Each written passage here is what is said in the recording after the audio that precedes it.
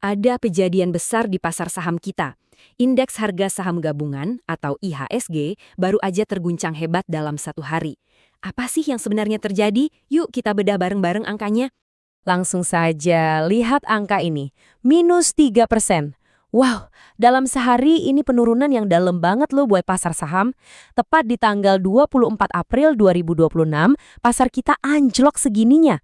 Koreksi setajam ini jelas bikin kita semua bertanya-tanya, apa sih pemicunya? Dan di balik anjloknya pasar, ada angka raksasa ini yang jadi biang keladinya. 2 triliun rupiah. Itu dia jumlah uang bersih yang ditarik keluar alias kabur dari pasar kita oleh investor asing. Cuma dalam satu hari. Kebayangkan seberapa masifnya? Oke, jadi dari mana datangnya angka 2 triliun ini dan apa sih artinya net sell itu? Nah, kita bakal lihat lebih dekat siapa saja pemain utama di balik drama ini. Dan pelakunya udah jelas banget. Data menunjukkan kalau investor asing inilah yang jadi dalang di balik tekanan jual masif kemarin. Ya, memang di pasar kita, pergerakan investor asing itu sering banget jadi penentu arah IHSG. Dan hari itu adalah bukti paling sahihnya. Nah, ini dia perhitungannya, biar nggak bingung.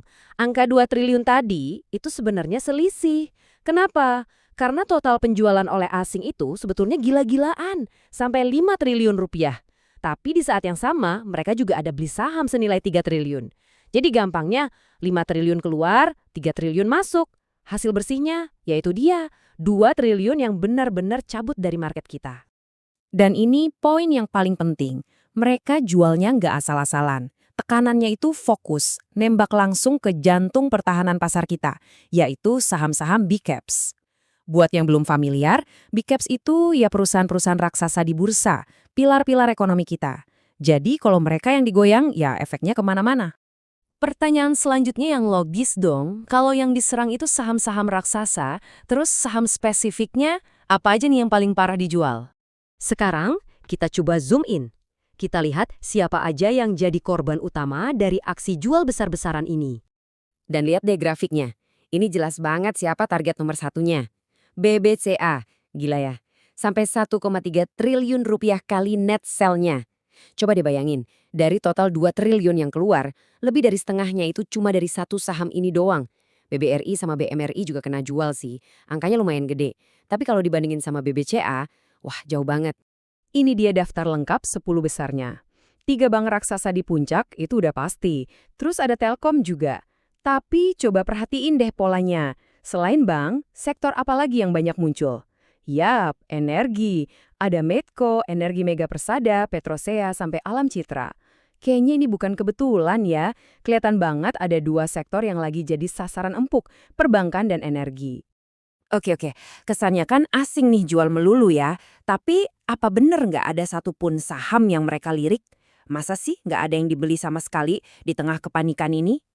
Ternyata ada loh. Yuk kita intip sisi sebaliknya. Saham-saham mana aja yang justru jadi kantong aman buat investor asing di hari yang merah merona itu?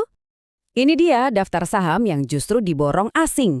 Tapi coba deh lihat nilainya. Pembelian terbesar itu cuma sekitar 35,2 miliar rupiah. Bandingin sama penjualan BBCA yang mencapai 1,3 triliun. Jomplang banget kan? Ini nunjukin seberapa masifnya sentimen negatif hari itu.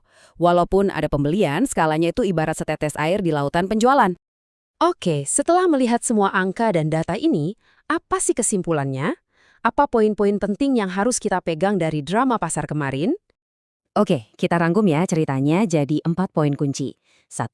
IHSG anjlok dalam, minus 3%. 2. Biang keladinya, duit asing 2 triliun rupiah yang ditarik keluar. 3. Aksi jual ini strategis, sasarannya saham-saham big caps alias para raksasa. Dan yang terakhir, 4. Sektor perbankan, khususnya BBCA, jadi pusat gempa dari aksi jual ini.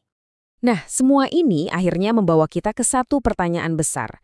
Kalau investor-investor gede, para smart money ini, rame-rame ngejual saham-saham pilar ekonomi kita, apakah ini cuma gejolak sesaat aja? Atau jangan-jangan ini adalah sinyal peringatan yang lebih dalam yang perlu kita waspadai? Sesuatu buat kita pikirin bareng-bareng.